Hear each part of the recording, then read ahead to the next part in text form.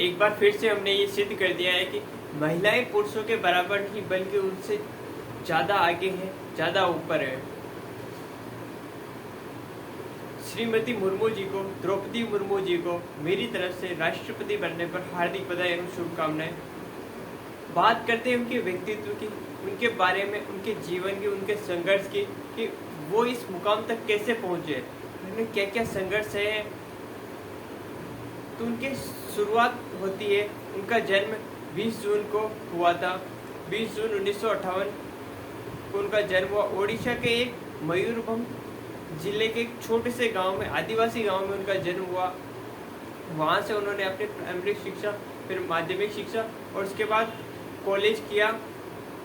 और उसके बाद उन्होंने अपने करियर की शुरुआत की थी सिंचाई विभाग में एक क्लर्क बन के। और उसके बाद उन्होंने अपना प्रोफेशन चेंज किया और वो असिस्टेंट प्रोफेसर के रूप में बच्चों को पढ़ाने लगी। और उसके बाद वो वार्ड पंच के चुनाव से राजनीति में आई और 2 बार विधायक रही। इस तरह उनके करियर की शुरुआत हुई। 2015 में वो झारखंड की राज्यपाल भी रही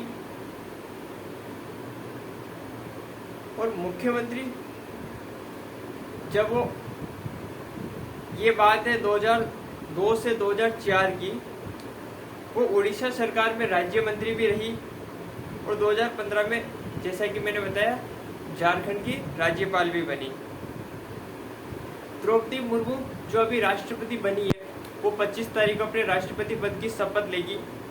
तो उसके कुछ आंकड़े सोचने पर भी ऐसा नहीं लगता कि ऐसा हो सकता है, क्योंकि जब उनका नाम अनाउंस किया गया था राष्ट्रपति पद के लिए, तब ये पहले से तय था कि वो राष्ट्रपति बन जाएगी। लेकिन इतना नहीं तय था कि जो अभी आंकड़े हमारे सामने आए हैं वैसे आंकड़े सामने आएंगे। तो आंकड़ों पे थोड़ी रोशनी डालते हैं। द्रौपदी मुर्मू जी को टोटल सीटों में से 540 वोट मिले हैं और उसके अपोजिट यशवंत सिन्हा को 208 वोट मिले हैं।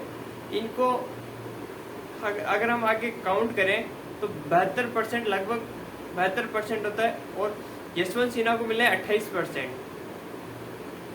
इनको आगे और काउंट करें तो ये पॉइंटों में होते हैं 3,78,000 और जबकि यशवंत सिन्हा को मिले हैं 1,45,600 पॉइंट, जो इसको अलग अलग तरीके से तय करते हैं। MP MLA के हिसाब से अलग अलग वोटों की एक संख्या तय होती है, तो इस हिसाब से वो पॉइंट काउंट करते हैं। वो आप आगे नेट पे जाके देख सकते हैं या आप कहेंगे तो मैं उस पर फर्दर अलग से वीडियो बना दूंगा। द्रौपदी जी की जो ADR की रिपोर्ट है उसके अनुसार उनकी संपत्ति है 2 करोड़ रुपए। 2 करोड़ की उनकी संपत्ति है, रुपए नहीं, 2 करोड़ की उनकी संपत्ति है और 40 लाख उनकी देनदारी है। जबकि दूसरी तरफ देखा जाए यशवंत सिन्हा की संपत्ति है लगभग 3.5 करोड़ रुपए। तो ये तो थी कुछ आंकड़ों की बातें जो ADR की रिपोर्ट के अनुसार थी। उन्होंने अपने राजनीतिक करियर में तो बहुत कुछ किया है, बहुत कुछ करके दिखाया है। उन्हें कई सफलताएं भी मिली है, कई अवार्ड भी मिले हैं। लेकिन उनका पारिवारिक जीवन, उनका व्यक्तिगत जीवन जो था, उनमें उन्होंने बहुत संघर्ष किया है, बहुत हिम्मत का काम किया, अपने आप को इतना मजबूत करके सामने लेके आए हैं वो। थोड़ा पीछे चलते हैं। 2009 में जब वो 25 साल की थी, उनके बेटे की आकस्मिक मृत्यु हो गई।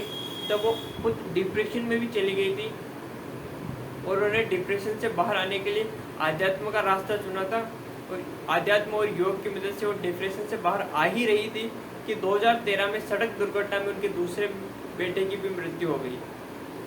ये सदमा उनके लिए बहुत बड़ा था। पहले बेटे की मृत्यु हो जाना, फिर दूसरे बेटे की मृत्यु हो जाना, और इतना ही नहीं, 2013 में उनके बेटे की मृत्यु के साथ उनकी माँ की मृत्यु, उनके भाई की मृत्यु भी हो गई। तो एक साथ एक ही महीने में 3-3 लोगों की फैमिली में डेथ हो जाना, ये अपने आप में बहुत दुख का कारण है। बहुत अपने आप को संभालने की बहुत बड़ी हिम्मत चाहिए कि वो अपने आप को संभाल सके। इनसे वो उभर ही रही थी और आगे निकल ही रही थी कि 2014 में उनके पति का फिर से देहांत हो गया। इतने सारे क्राइसिस के बाद जब वो आगे बढ़ रही थी, तो इसी के बाद उन्हें 2015 में राज्यपाल बनाया गया था और राज्यपाल का पद उन्होंने बखूबी बहुत अच्छे से निभाया। ये कई सारे उनके कार्यकाल में जो उदाहरण हुए हैं उससे हम समझ सकते हैं। एक इंसिडेंट, एक घटना है CNT एक्ट और SPT एक्ट की। उन्होंने जब वो राज्यपाल थे तब वहाँ की सरकार ने इसको कुछ संशोधन करके राज्यपाल के पास भेजा कि आदिवासी से जुड़े कुछ मामले थे, एक्ट थे जो उनकी ज़मीनों से जुड़े हुए थे, तो उन्होंने साफ मना कर दिया कि मैं इस पर दस्तखत नहीं करूँगी क्योंकि ये आदिवासी लोगों के ज़मीन से जुड़े हुए मामले हैं। तो उन्होंने इस पर दस्तखत करने से मना कर दिया। वो अपने ये देखने को मिलता है कि वो अपने इरादों पे बहुत खरी उतरती है, वो अपने आप को बहुत अच्छे से मैनेज कर पाती है और अपने आप को अच्छे से संभाला है उन्होंने इस पूरे क्राइसिस के दौरान और अपनी जिम्मेदारी को। तो द्रौपदी मुर्मू अपने आप में वहाँ से आती है जो आदिवासी इलाका है, जहाँ के लोग हम जानते हैं कि ज़्यादा पढ़े लिखे नहीं है, और उन्होंने अपनी शिक्षा उस समय शुरू की और उस समय उन्होंने मेहनत की जिस समय कुछ नहीं था। आज तो फिलहाल भी कई सारे आदिवासी इलाकों तक हम पहुंच पाए हैं और उन्हें हम उस मुख्य धारा में जोड़ पाए हैं जिसमें वो विकास के साथ हमारे साथ आगे बढ़ सके। लेकिन फिर भी हमें इसके साथ और भी प्रयास करने की आवश्यकता है ताकि हम दूर दराज के जो लोग हमसे जुड़े हुए नहीं है, हमसे आउटसाइड चले गए हैं, उनको हम मुख्य धारा में ला सके और हमारे साथ उनका विकास कर सके।